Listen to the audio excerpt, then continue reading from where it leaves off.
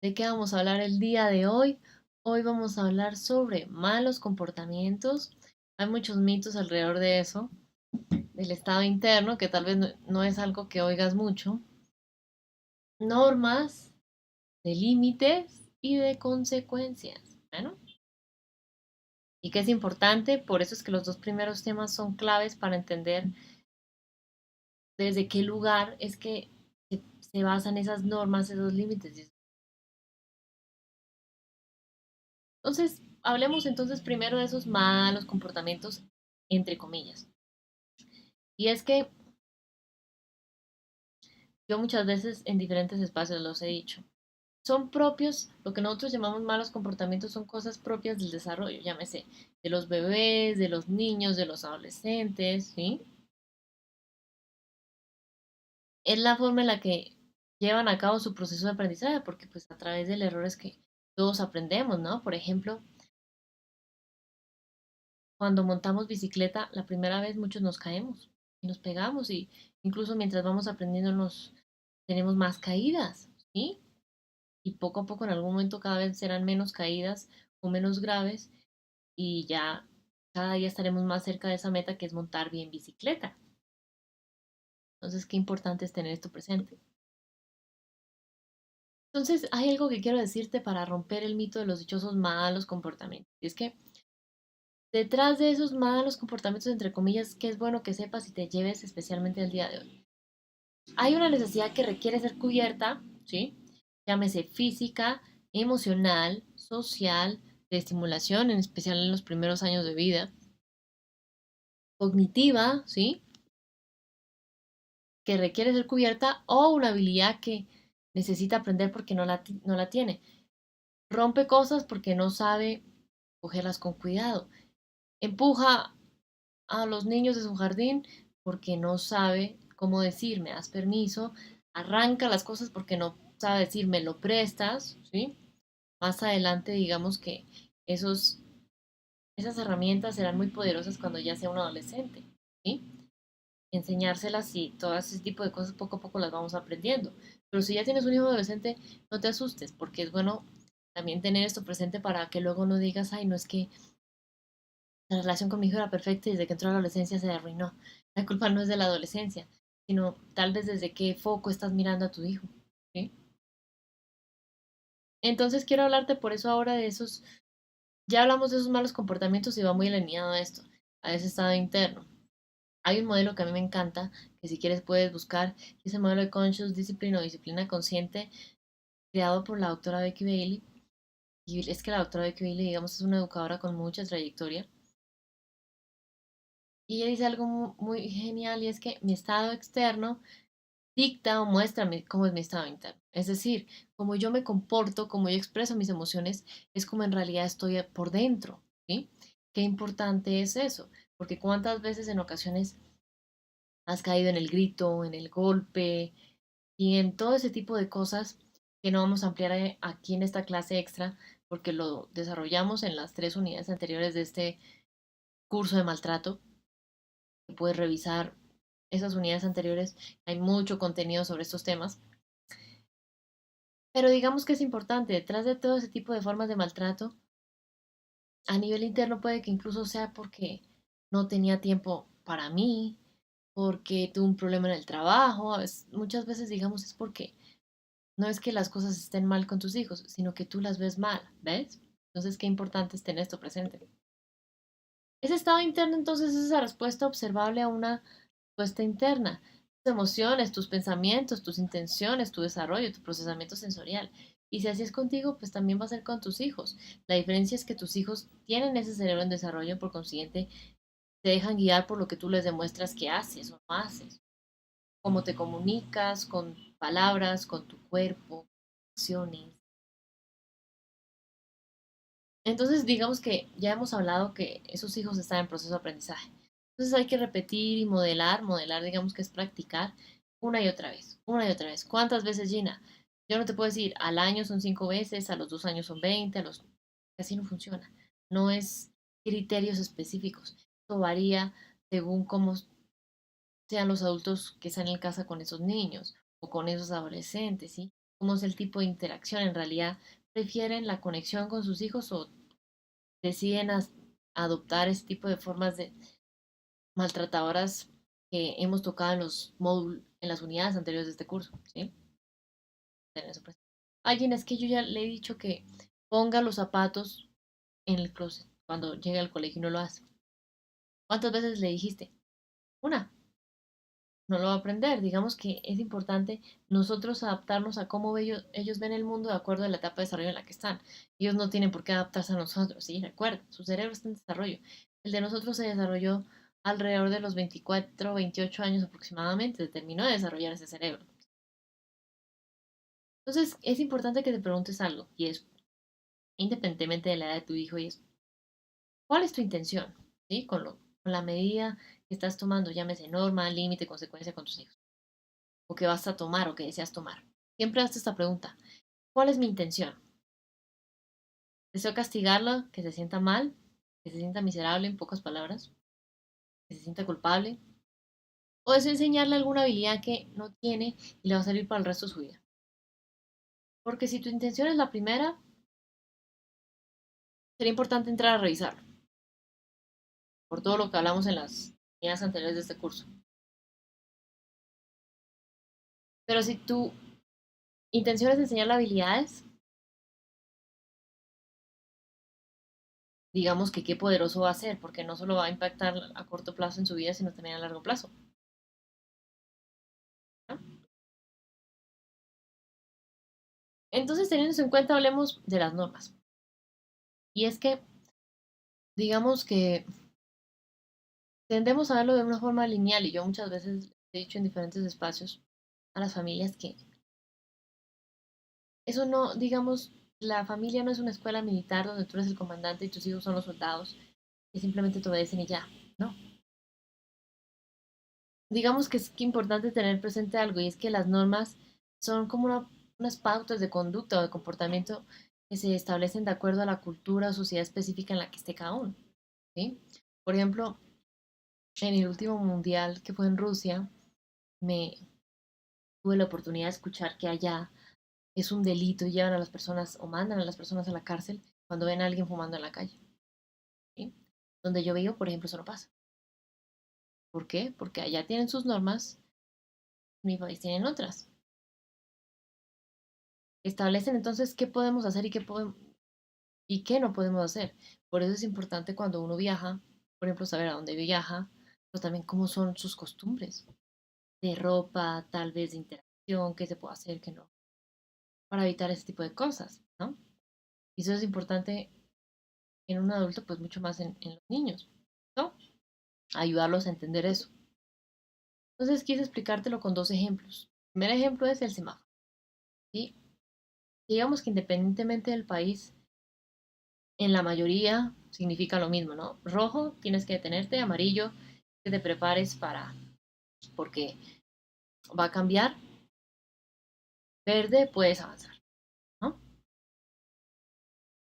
Digamos que en algunos lugares es con contabilizador, en otros no, pero digamos que básicamente esta eh, esquema de que son tres colores y qué significa cada color, pues en la mayoría de los países, según tengo entendido, pues lo manejan, ¿no?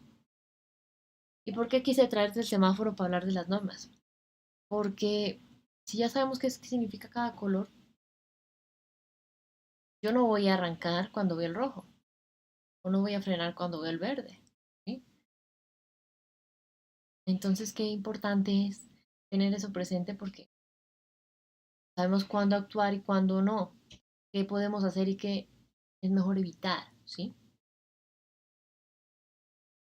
Otro ejemplo que quise traer de las señales de tránsito. Digamos que ahí también le dicen uno, puede doblar por tal lado, este es un cruce permitido para personas de tercera edad, por aquí pueden pasar bicicletas.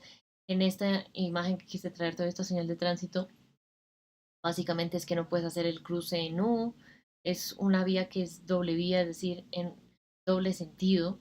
Los carros van así, otros van así, y no pueden pasar al otro carril siendo un cruce en U porque pues es prohibido.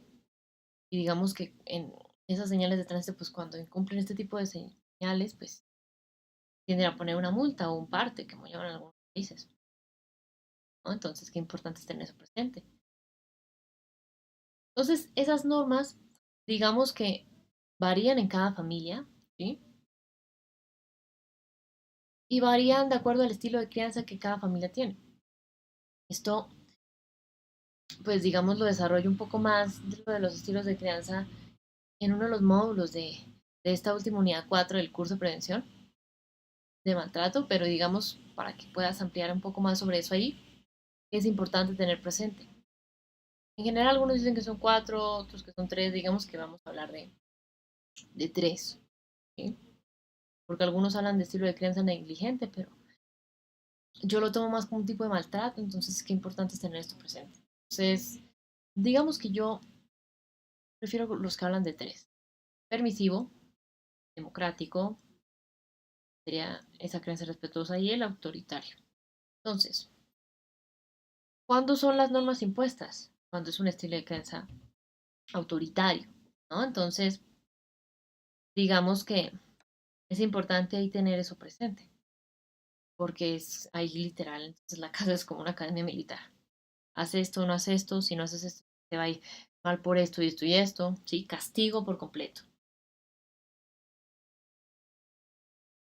El castigo es como su recurso, infundiendo miedo. ¿Qué pasa cuando es un estilo de crianza, digamos, ya más permisivo? Nos vamos al otro extremo de la balanza, ¿no? Entonces, cero normas, prácticamente, digamos, ahí el recurso principal es el premio o los premios, es decir, se chantajea o se manipula a esos hijos. Si haces la tarea de español, te doy un chocolate, compro el videojuego, te llevo a ese lugar que quieres ir, ¿sí? O ese estilo de crianza que ya es más democrático, que es en el que se basa especialmente lo que tal vez has escuchado, que yo he hablado en esta última unidad del curso, y es esa crianza positiva, esa crianza respetuosa, ¿sí? Educar en positivo. Y es, las normas las acordamos de acuerdo a la edad de tus hijos. Las acordamos con ellos, ¿sí? Primero, yo las acuerdo con mi pareja. Segundo, las acuerdo con otros familiares, llámese los abuelos, lo son otra clase extra, y otro tipo de familiares, pero también, digamos, de acuerdo a la edad de tus hijos, se puede ver cuáles pueden acordarse, ¿no? Realmente cuando son adolescentes, aprender a negociar. Entonces, por eso es que varían según cada estilo de crianza, porque cuando es un estilo de crianza autoritario, son normas muy estrictas. Cuando es un estilo de crianza permisivo, no, las normas no existen, no saben qué es eso. El estilo de crianza democrático, digamos que algunas son negociables, otras no, ¿sí? Entonces hablemos ahora de esos límites. Piensa lo bueno. Y es, digamos que ya hemos hablado que hay unas necesidades físicas o fisiológicas, unas necesidades emocionales, cognitivas, de estimulación, sociales, importantes, ¿no? De acuerdo a la edad de tus hijos, que pues dentro del material complementario igual te voy a agregar un contenido en el que hablo de cada necesidad, de acuerdo a si son niños o son adolescentes, para que amplíes un poco más sobre esto. Pero digamos que a nivel cerebral ayudan a que tus hijos se sientan seguros, se sientan conectados. Y entonces este tipo de necesidades, ¿por qué lo toco? ¿Por qué lo tocas, Gina? En los límites. Porque cuando esas necesidades necesitan ser cubiertas, a esas necesidades no se les ponen límites. No es que tiene hambre y hoy no le voy a dar. No es que necesita contacto físico y no se lo voy a dar. Esas son prioritarias, son importantes para su desarrollo, de acuerdo a la edad que tengan tus hijos. ¿Listo? A esas necesidades no se les pone límites. No es que hoy las hago y mañana no. ¿No? Ah. Entonces, ¿a qué le ponemos límites? A las necesidades de consumo, de cierta forma los que son impuestas por la cultura o la sociedad. Y es azúcar, pantallas, el tiempo de parque. Cuando involucra la seguridad de tus hijos, y yo no le voy a permitir que, por ejemplo, el semáforo esté en verde y los carros están avanzando en una vía principal de esas que tiene 8 carriles o más. Y entonces que él cruce. No, porque tengo que poner un límite. Eso es un límite no negociable. No vas a cruzar hasta que mamá te avise. Azúcar, por ejemplo, no sé, solo cuando vas a fiestas, ¿sí? Pantallas, de acuerdo a la edad, menores 4 o 5 años, preferiblemente no. ¿Sí? Entonces, qué importante es tener eso presente, porque a estas cosas sí se les ponen límites, porque son cosas no negociables. Y entonces, qué importante es algo, y es que en una formación que tuve la oportunidad de hacer el año pasado, decían algo muy poderoso y es respecto a los límites y decían, y es que tienes que decirle no a los comportamientos, pero sí a tus hijos, ¿sí? Es decir, ver más allá de esos llamados malos comportamientos y ver debajo qué necesidades no están siendo cubiertas, qué habilidades necesitan aprender tus hijos, ¿sí? Qué cosas se pueden negociar, qué cosas no. Y ahí entonces hablamos ahora sí de esas famosas consecuencias, ¿sí? Que algunos los confunden con los castigos y son algo muy distinto. Y es que debes saber algo súper importante. Y aquí te voy a hablar de una forma muy rápida y muy clara y muy sencilla del cerebro. El lóbulo prefrontal es la parte del cerebro que es, digamos, la última parte que termina de desarrollarse aproximadamente a los 24, 28 años de edad en una persona. Es decir, en los niños y en los adolescentes todavía está inmadura. ¿De qué se encarga esto? Digamos que es como ese centro ejecutivo que le ayuda a pensar, razonar y tomar decisiones. Cuando hablamos de consecuencias, para poder aplicar las consecuencias con tus hijos, es importante que tú actúes desde ese lóbulo prefrontal, ¿sí? Es decir, cuando ese cerebro reptiliano, que es estas zonas más bajas, está alterado porque se siente inseguro, se siente en peligro, se siente amenazado, y eso te está pasando en alguna situación con tus hijos, no es el momento de usar las consecuencias o de aplicarlas. Si tus emociones están desbordadas, ¿sí? Tampoco es el momento. Cuando ya estás tranquila, como dicen por ahí, cuando ya sabes pensar antes de actuar, ese es el momento para aplicar las consecuencias, ¿no? Entonces las consecuencias, si te pones a pensar, no son buenas y malas, simplemente suceden, ¿sí? Y es que las consecuencias, digamos, buscan un acercamiento con tus hijos, situación, y poco a poco vayan adquiriendo ciertas habilidades que no tienen.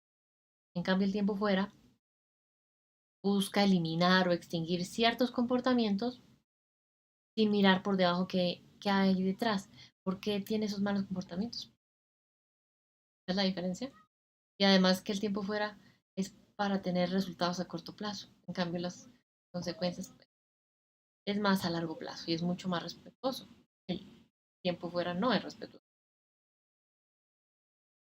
Entonces, es bueno que yo fije la atención en lo que quiero que suceda y que le ayude a generar a mis hijos la importancia de su motivación intrínseca, es decir, su poder personal, el poder de su voz, de su actuar y todo ese tipo de cosas. Entonces, aquí quiero volverte a preguntar, ¿cuál es tu intención? ¿Tú de una forma u otra deseas que tus hijos se sientan mal o se sientan culpables por algo que sucedió? No es el momento por usar las consecuencias, porque lo que hablamos. Cuando yo ya tengo activada, estoy usando esta parte prefrontal, yo no quiero, no, es que quiero que Pedrito se sienta mal por lo que hizo. No es el momento. Es que yo quiero que mi hijo Pedrito aprenda a pedir las cosas y no a arrancárselas a los compañeros del colegio. Es el momento de usar consecuencias.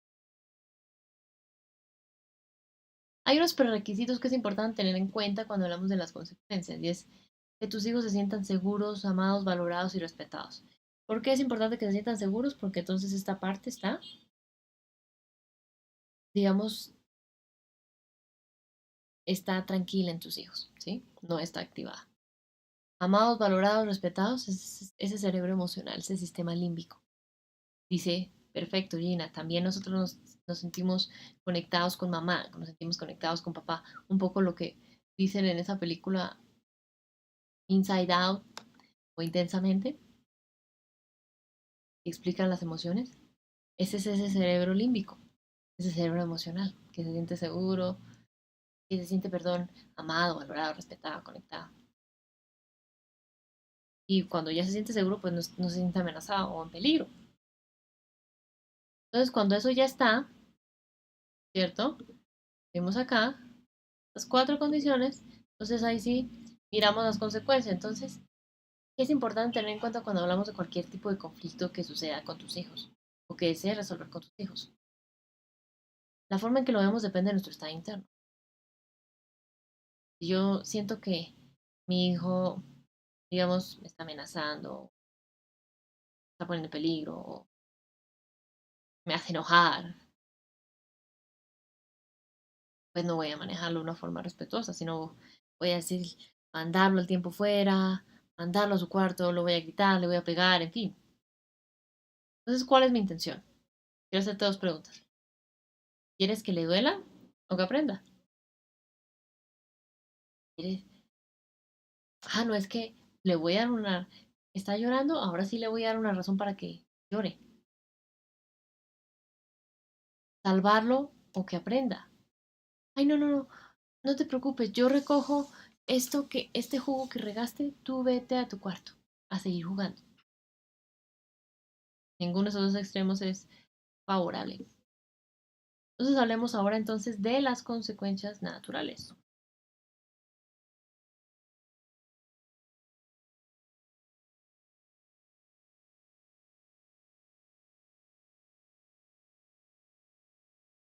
Entonces en esas consecuencias naturales digamos que ¿qué es importante? Enseñar la habilidad, ¿sí? Aquí es cuando no saben cómo pedir las cosas prestadas, por ejemplo, y en lugar de eso las arrancan. Entonces necesita aprender una habilidad y con las consecuencias naturales se lo vamos a enseñar. ¿Qué son las consecuencias naturales? Cosas que suceden naturalmente. Por ejemplo, si el día está frío y tu hijo sale sin saco, pues se va a enfermar o le va a dar frío. Entonces, ¿qué es importante? Cuando no tiene una habilidad, se la puedes enseñar con esta siguiente fórmula que tuve la oportunidad de aprender el año pasado en una formación y me parece súper poderoso y es la fórmula ACT. Entonces, ¿cómo es? Tú querías ir a jugar al parque y el día estaba frío y te enfermaste.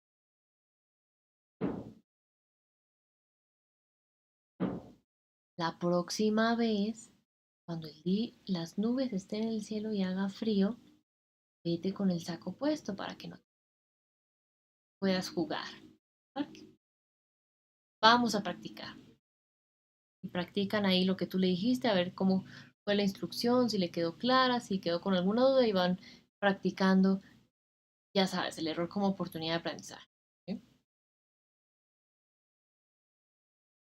¿Cómo son entonces aplicar entonces esas consecuencias lógicas? Digamos que motivan a que tus hijos usen habilidades que ya tienen, especialmente cuando ya tienen más de 7 años, lo que les enseñaste en los primeros 7 años, pues ya digamos de los 7 años, 8 años en adelante ya comienzan a mostrar o a practicar con facilidad esas habilidades que ya tienen. Entonces tienen que ser relacionadas con lo que pues sucedió, obviamente. Si te enfermas, no es que como te enfermaste por no llevar el saco, ahorita que salimos, pues voy a regalarle toda tu ropa a los niños pobres. Tiene que ver eso.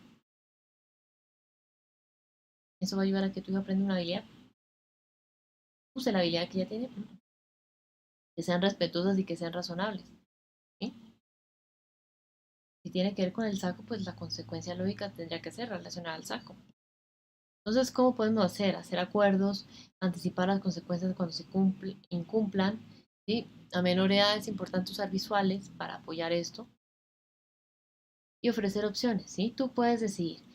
que, digamos, el día está frío, entonces tú puedes decidir, ¿quieres ir con el saco café, el saco de Mickey, por ejemplo, o el saco de, no sé, de Winnie Pooh?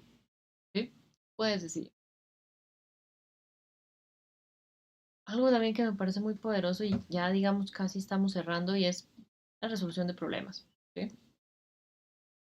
El uso de asambleas familiares, que sé que en modelos o metodologías como disciplina positiva le llaman reuniones familiares, que viene siendo lo mismo.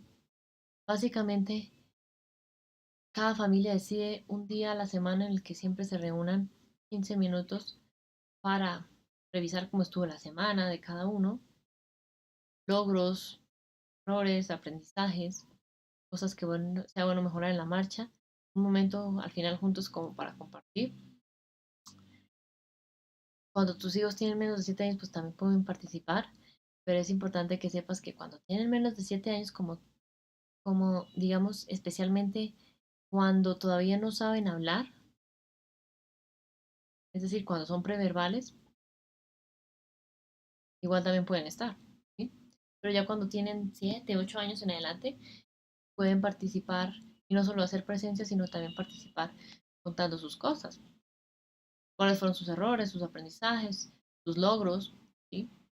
Y ahí construir juntos como familia en la marcha ciertos acuerdos para que la dinámica familiar sea mucho mejor.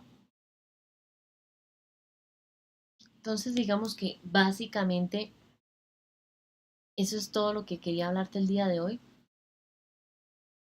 Lo que yo sé de ese maltrato y habla de esta crianza respetuosa, en realidad es más posible de comenzar a aplicar en tu casa de lo que tiene un impacto no solo a corto plazo, sino a largo plazo en la vida de tus hijos. Entonces, educamos para la sociedad, no solo para mientras mis hijos están en mi casa. Entonces, qué importante es tener esto presente para que aprendan a desenvolverse sanamente en la cultura, en la sociedad, que vayan a encontrarse cuando sean más grandes, en 5, 10, 15 años o más.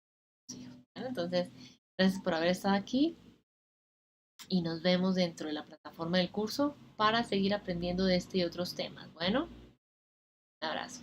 Chao.